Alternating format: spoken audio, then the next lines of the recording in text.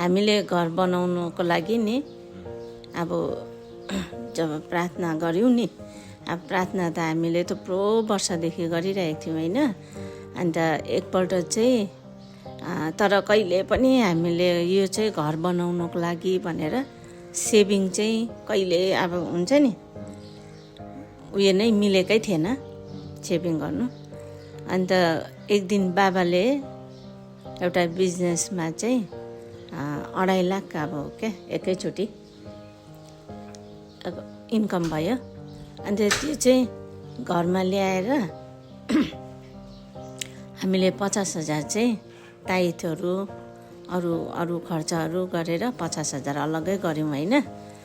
अन्त 2 लाख चाहिँ हामीले बाबा र म एकदम बसेर त्यो पैसालाई पक्रेर पुरा प्रार्थना गऱ्यौँ हामीले हो, कि प्रभु यो चाहिँ अब हामीले घर बनाउनुको लागि यो चाहिँ अब फर्स्ट अब सुरुवात बिउ हो भनेर चाहिँ हामीले यसलाई सेभिङ गर्छौँ भनेर चाहिँ हामीले प्रार्थना गऱ्यौँ हो। अन्त प्रार्थना गरेर अन्त त्यो पैसा चाहिँ लगेर ग्रामीण ब्याङ्कमा राख्यो हो।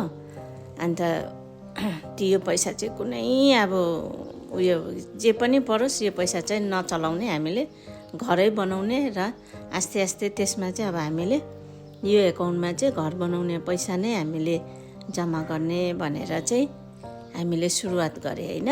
अन्त त्यसपछि चाहिँ अन्त प्रभुले अब ब्लेसिङ गर्दै जानुभयो।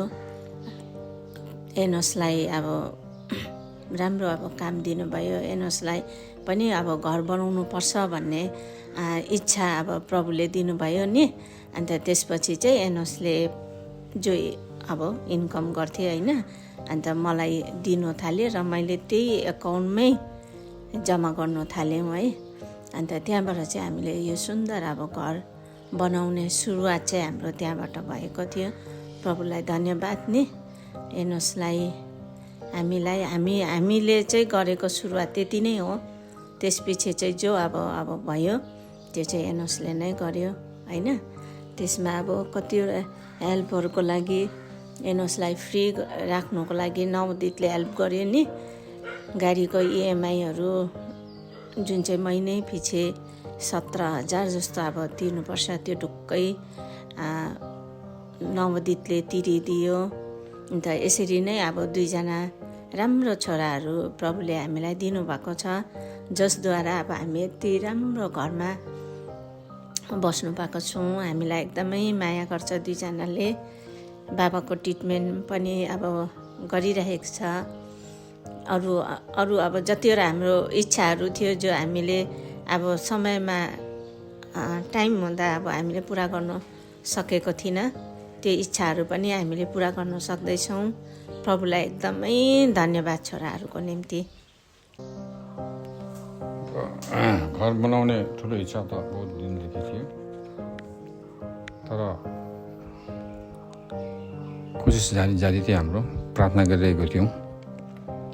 प्रार्थना मात्रै गर्दा चाहिँ त्यसको उत्तर पाइरहेको थिएनौँ। जब प्र्याक्टिकली हामीले त्यसको फन्ड कलेक्सन सुरु गऱ्यौँ तब प्रभुले आफ्नो काम सुरु गर्नुभयो र तिमीहरूलाई पनि आशिष दिनुभयो। तिमीहरूको पनि काम अझै राम्रो भएको, विशेषतिर काममा आशिष पायो। त्यसैको उसमा अझ हामीले यो घर बनाउने परमेश्वरको इच्छालाई पुरा गर्ने मौका पायौँ। र उहाँको इच्छा यसरी हाम्रो जीवनमा पुरा भइरहेको छ। अझ हर तरहको कुराहरू उहाँले पुरा गर्दै हुनुहुन्छ।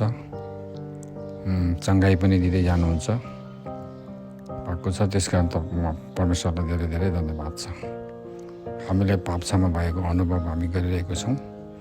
उहाँको आलो रगतको सुरक्षाभित्र हामीलाई साँच्चै उहाँले राख्नुभएको छ। यस गरीसम्म सम्हालेर राख्नुभएको उहाँले हामीलाई आउँदो दिनमा पनि एकदमै राम्रो प्रकारले सम्हाल्नुहुन्छ, किनकि आदर गर्छु भन्नुभएको छ। सबै कुरो वचन अनुसार त्यो पुरा गर्दै हुनुहुन्छ। र भजन सङ्ग्रह 91को 14, 15, 16 पद अनुसार र यसै 41को 10 पद अनुसार उहाँले हामीलाई एकदमै सम्हालेर राख्नु भएको छ। कोटी कोटी धन्यवाद छ परमेश्वरलाई। आमेन।